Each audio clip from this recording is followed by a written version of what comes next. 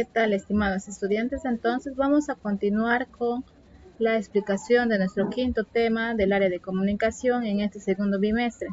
Y les doy la más cordial bienvenida a cada uno de ustedes. Les saluda la profesora Gina Alado. Y vamos a hacer una oración de la mañana.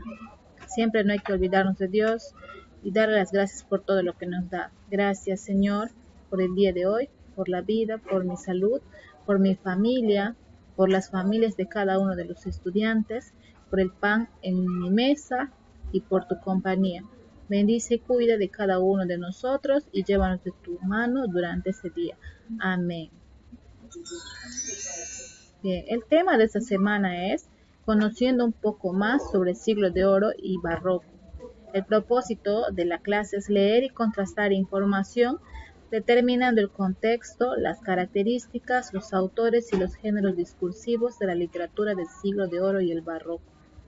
La competencia a desarrollar en esta clase es leer diversos tipos de textos escritos en lengua materna.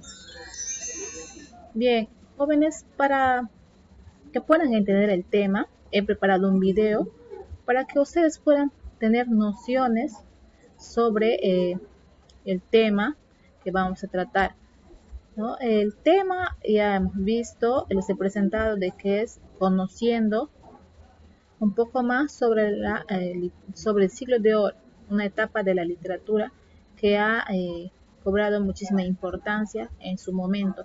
Pero antes de ello hubieron otras etapas que antecedieron y a raíz de eso también apareció el siglo de oro. Quiero que presten atención y observen el siguiente video. Literatura antigua. Las literaturas más antiguas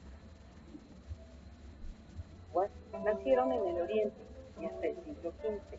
Las primeras obras de estas tierras lejanas fueron epopeyas y poemas narrativos, cuyo tema principal son las hazañas de héroes, gobernantes y figuras tomadas de los mitos.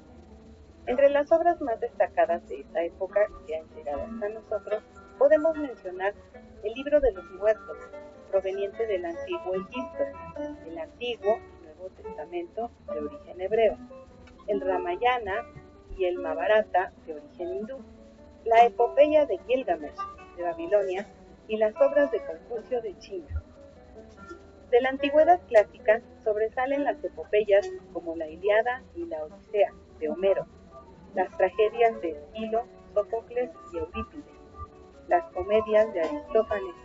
En Roma, las comedias de Plauto y Terencio, los poemas. En la Edad Media, siglos V al XV, destaca el género épico con los cantares de gesta, con obras como la Canción de Rolando, Francia, el Cantar del Niño Cid, España, y el Cantar de los Nibelungos, Alemania.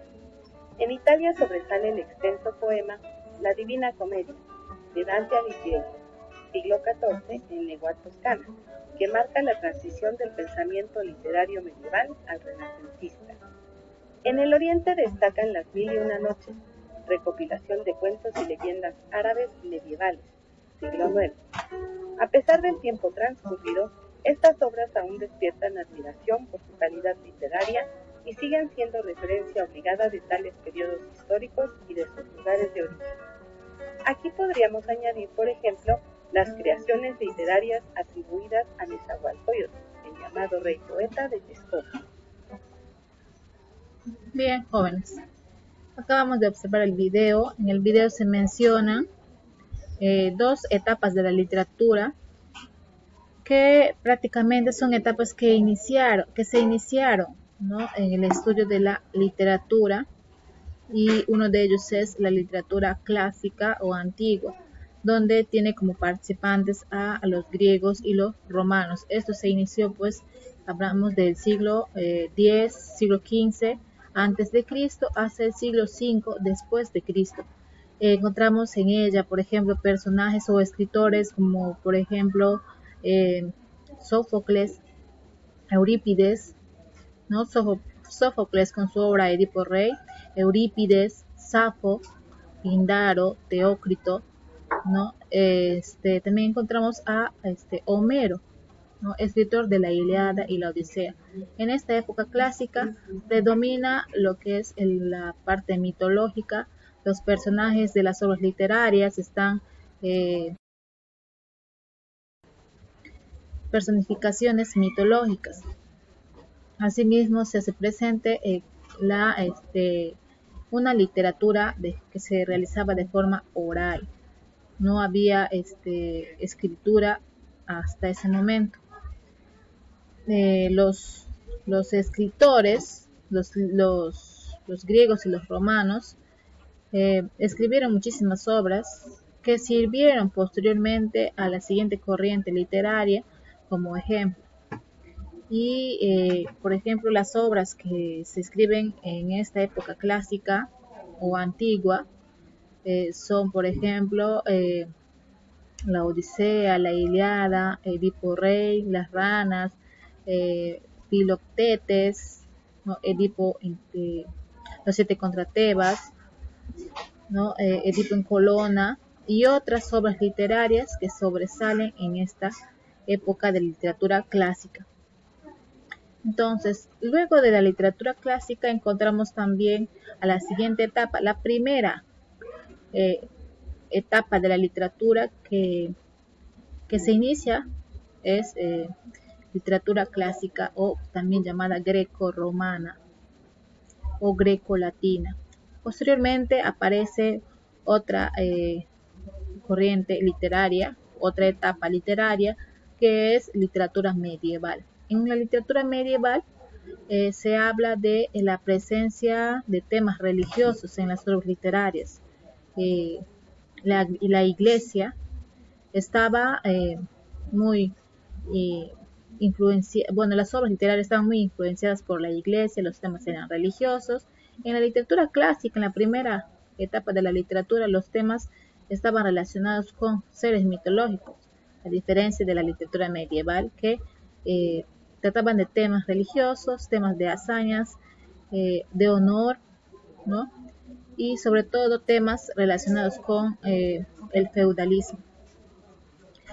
En esa época de la literatura medieval, esto se inicia en literatura medieval en el año 476 después de Cristo y finaliza con el Renacimiento que vamos a ver ya un poquito más adelante. Esto simplemente es como una manera de recordar de cómo se inició la literatura, porque el tema que vamos a desarrollar es una de las etapas de la literatura que se hicieron presentes. Bien, después de haber observado el video, van a responder a las siguientes interrogantes. ¿Qué etapas de la literatura se mencionan en el video? ¿Qué hechos importantes se desarrollaron? ¿Qué autores y obras se mencionan? ¿Creen que la siguiente etapa literaria tendrá las mismas características? Estas preguntas lo van a desarrollar en su ficha de trabajo. Bien, ahora pasamos al desarrollo del tema de esta semana. El tema de esta semana es lo siguiente. Tenemos conociendo un poco más sobre el siglo de oro y el barroco. Para entender un poco sobre este caso, es preciso conocer qué es el siglo de oro, ¿no? Siglo de oro será pues algo que brilla, ¿no? Podríamos decirlo así, algo que sobresale en sí. Es una etapa que tiene muchísimo esplendor. Es una etapa que brilla en ese momento por la participación de diferentes autores. El nombre, este nombre es el nombre de un periodo histórico y cultural que tuvo lugar en España y que se caracterizó por el auge de las artes, especialmente en la literatura. Jóvenes, la literatura se expandió por todos los países y hubo, por ejemplo, literatura antigua, literatura medieval, no solamente en España, también en otros lugares. Pero en el Perú aún todavía no se daba esta literatura, sino que trascendieron otros hechos que más adelante lo voy a explicar. Aunque en esta época abarca mucho más que un 100 años, se le llamó siglo de oro en alusión a un poema llamado Los trabajos y los días, del autor griego Hesíodo. Hesíodo era un escritor griego de la época clásica, de la literatura clásica. Allí se compara la época de oro con aquella de mayor florecimiento con todas las artes y saberes. ¿Cuándo se inicia el siglo de oro? Se inició cuando se publicó la primera gramática de Nebrija, ¿no? De Antonio de Nebrija, quien fue también un escritor. Es el primer gramático que publica un compendio con las reglas gramaticales que deberían o que debían de tener en cuenta los escritores para su producción literaria, ¿no? Hay ciertas reglas que Nebrija consideró dentro de su gramática. La gramática es una ciencia que estudia la correcta escritura de las palabras o expresión de las palabras. Bien, entonces, ¿cuándo termina esto? ¿Cuándo se inicia? Decíamos que se inicia en 1492, pero también sucedió un hecho en esa época, cuando se da también en esta época el descubrimiento de América, ¿no? Cristóbal Colón llega a América para descubrir, ¿no? Y es descubrir nuevos lugares, nuevos sitios, ¿no? Que él había planificado. Bien, en la gramática, cuando aparece, en 1492 aparece el siglo de oro. ¿Y cuándo termina el siglo de oro? Termina con la muerte de Pedro Calderón de la Barca. ¿Y cuáles son esos hechos que marcaron la historia del siglo de oro? ¿Cuál es el contexto en el cual se desarrolló? Hubo muchísimos hechos importantes. Como por ejemplo, podemos ver acá, está la batalla de Lepanto. Era una batalla pues que tuvo como participantes incluso a un escritor español y que escribió la obra Don Quijote, el ingenioso hidalgo Don Quijote de la Mancha. Y participó este escritor Miguel de Cervantes Saavedra en la batalla de Lepanto. Es allí donde perdió uno de los brazos y es por eso que lo llaman el Manco de Lepanto. En 1605 se publica la primera parte de Don Quijote, en 1615 la segunda parte y en 1632 Lope de Vega la Dorotea, ¿no? En 1637 René Descartes el discurso del método. En 1640 Portugal busca independizarse de España. En 1670 Blaise Pascal publica Pensamientos. Y en 1681 muere Pedro Calderón de la Barca. Todos estos hechos sucedieron cuando se desarrolló el siglo de oro. Vamos a ver ahora las características. ¿Cuáles son las características que tuvo esta etapa de la literatura? Se caracterizó por la presencia de periodos. Tuvo dos periodos, el Renacimiento español y el Barroco español, ¿no? También se destacó en las artes, en las ciencias y en la educación. El Renacimiento español se inició en el finales del siglo XV y se caracterizó por hacer una reinterpretación del Renacimiento italiano. No olvidemos que el Renacimiento no solamente se desarrolló en España, sino también en otros lugares, como por ejemplo en Inglaterra, en Francia, en Italia, ¿no? En Inglaterra, el Renacimiento español está representado por William Shakespeare, pero el Renacimiento inglés está representado por William Shakespeare y el Renacimiento español también tiene sus propios representantes. Sucede también que el Barroco español comenzó en el siglo XVII. A inicios del siglo XVII fue un periodo de abundancia y exageración estética que se reflejó especialmente en la literatura. También están las artes, donde hubo un florecimiento en las expresiones artísticas. La ciencia, el descubrimiento del nuevo mundo trajo consigo el hallazgo de especies de animales y vegetales. Y también se impulsó el desarrollo de las áreas científicas como la biología, la farmacología y la medicina. Y en la educación sobresalió la Universidad de Salamanca en ese tiempo y se convirtió en un centro educativo de mayor relevancia. Vamos a hablar acerca del Renacimiento español.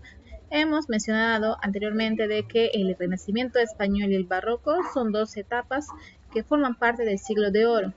Y el Renacimiento español fue un movimiento cultural y artístico que se desarrolló durante el siglo XVI, inicio del siglo XVI.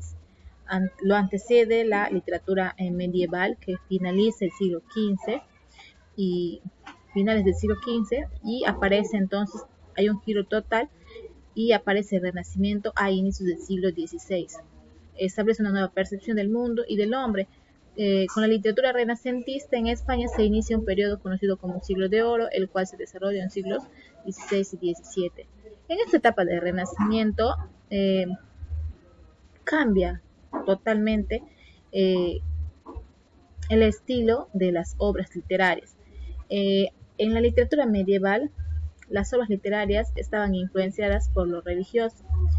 En el Renacimiento, el centro de todas las cosas era el hombre y se presenta el antropocentrismo, o también llamado humanismo. El hombre tiene más participación dentro de las obras literarias y se centra en ello, ¿no? En el pensamiento del hombre. ¿Cuáles son las características de esta literatura? La métrica adopta versos. Ustedes saben que la métrica es uno de los recursos, ¿no?, literarios, recursos del género lírico que se utiliza en la elaboración de poemas, ¿no? Y la métrica adopta versos endecasílabos y heptasílabos. Los poemas están compuestos por versos, y esos versos de los poemas tenían pues de 7 a 8 sílabas métricas.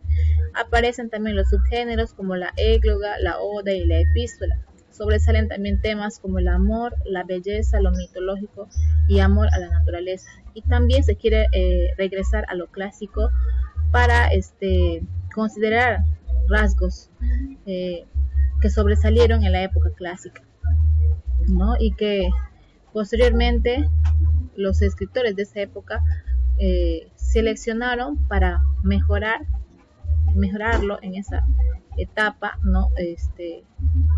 Aquellas características y utilizarlas en sus obras. Bien, como representantes de la literatura del Renacimiento español tenemos a Miguel de Cervantes Saavedra, que fue un escritor español que participó, que les había mencionado, en la batalla de Lepanto, y es por ello que es considerado como el manco de Lepanto, ya que pierde su brazo, uno de los brazos, en esta batalla. Participó en el ejército. Su obra famosa con la que se da a conocer en la literatura es El ingenioso hidalgo Don Quijote de la Mancha, publicada en 2 tomos, ¿no?, que narra sobre las aventuras de un caballero andante. También está dentro del Renacimiento español. Tenemos a Garcilaso de la Vega, no el Inca Garcilaso de la Vega, sino Garcilaso de la Vega, un escritor español también que aportó bastante al Renacimiento español y que especialmente participó en la época del Siglo de Oro. Bien. Ahora vamos a pasar a la explicación del Barroco. El Barroco fue un movimiento cultural que nació en Europa occidental a finales del siglo XVI. Después que el Renacimiento desaparece, porque cada etapa tiene un límite, cada etapa de la literatura tiene un límite. El Renacimiento, hemos mencionado que se inicia a inicios del siglo XVI y termina finales del siglo XVI, y luego aparece el Barroco a finales del siglo XVI, inicios del siglo XVII. ¿Y cuál es el contexto en el que se desarrolla? El Barroco español se produce en medio de los llamados siglos de oro de la literatura española. España estuvo gobernada en ese tiempo por 3 monarcas, por Felipe II, Felipe III y Felipe IV. Y también hubo una crisis política. incremento de la pobreza y la desorganización política. Hubo un periodo de guerras, de enfrentamientos entre los católicos y los protestantes. ¿Cuáles son esas características que se hacen presentes en el barroco? Está la pérdida de ideales renacentistas. Las características del Renacimiento ya no cobran mucha importancia en este periodo. Imitación de las formas clásicas renacentistas. Énfasis en los contrastes, exceso u horror al imposible y aparición de nuevos personajes. Asimismo, en esta etapa se consideran 12 estilos o también denominados corrientes literarias que se presentan en el barroco. Está el culteranismo y el conceptismo, cada uno con sus respectivos representantes. En el culteranismo lo que se tiene en consideración o los escritores que pertenecieron a este estilo se centran más que todo en la estética, en el uso de figuras literarias para la elaboración de sus poemas, de sus novelas, de sus obras literarias. En el conceptismo lo que se centra es en el significado de las palabras, la relación de las palabras entre sí. Entonces se tiene en cuenta más que todo el concepto. Y los temas que se desarrollan en ellos, el desengaño, la vida como sueño y el honor. Los autores y obras representativas del barroco. Tenemos dentro de ello a Sor Juana Inés de la Cruz, a Garcilaso de la Vega, a Luis de Góngora y Argote, a Francisco de Quevedo, a Lope de Vega. Acá también podemos mencionar otros autores, como por ejemplo Santa Teresa de Jesús, Camino de Perfección, que es obra escrita por ella, Tirso de Molina, Don Gil de las Casas Verdes, Luis de Góngora y Argote, La Fábula de Pírabo y Tisbe, Juan de la Cruz, Cántico Espiritual, Francisco de Quevedo escribió Sueños y Discursos, Pedro Calderón de la Barca, La Vida es Sueño, y Lope de Vega. Bien, ahora vamos a ver los aportes que sucedió o que se dieron, ¿no? en este periodo. Está en la poesía barroca. Lo que se hizo es insertar el uso de los heptasílabos, ¿no? Ya hemos mencionado anteriormente. También surgieron nuevas corrientes estilísticas o nuevos estilos, por ejemplo el conceptismo y el culteranismo. Como hemos mencionado, el conceptismo era representado por Francisco de Quevedo, fue su principal exponente, y el culteranismo por Luis de Góngora y Argote. En la prosa, ¿qué es lo que aportaron? Tuvo su mayor auge con las obras de Miguel de Cervantes Saavedra y la novela picaresca. Otros autores importantes de la narrativa barroca son Baltasar Gracián, Francisco de Quevedo, Lope de Vega, entre otros. El teatro. En el teatro antiguo lo que predominaba era el uso de lo trágico, ¿no? El uso de lo cómico por separado. No había unión. Por ejemplo, en la época clásica, Edipo Rey es una obra que pertenece al género teatral, pero la especie es trágica. Simplemente representaban una sola especie, pero ¿qué sucede en esta época con el teatro?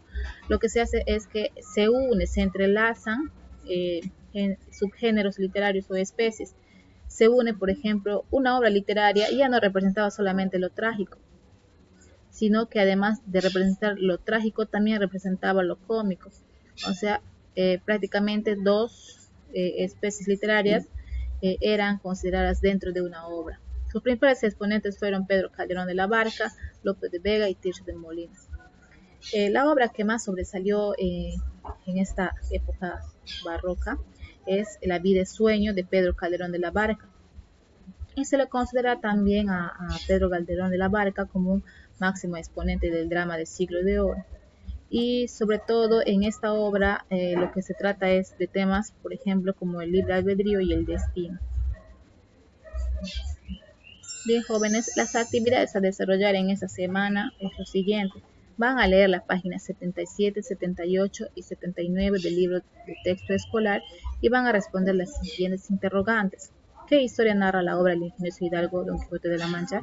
En el texto escolar hay fragmentos de estas obras y lo van a leer y van a responder. También encontramos allí las características que tuvieron estas obras. ¿A qué autor pertenece esta obra? El ingenioso Hidalgo Don Quijote de la Mancha. ¿Qué historia narra la obra Fuente Ovejuna? ¿A qué autor pertenece? ¿Por qué la expresión Fuente Ovejuna lo hizo? ¿Es importante en la obra? ¿En qué parte del diálogo del fragmento se evidencia la característica filosófica? ¿Y qué historia narra la vida y sueño? ¿A qué autor pertenece? Y luego van a investigar sobre la vida de los autores que hemos mencionado en la ficha y van a realizar un resumen, una síntesis de la vida de sus autores con sus respectivas obras o producciones literarias. Eso es toda la actividad que van a desarrollar en esta semana. Bien, jóvenes, muchísimas gracias por su atención. Hemos considerado la imagen de una bandera, de nuestra bandera peruana, porque estamos iniciando pues el mes patrio. Muchísimas gracias, eso ha sido todo por hoy y cuídense mucho. Chao.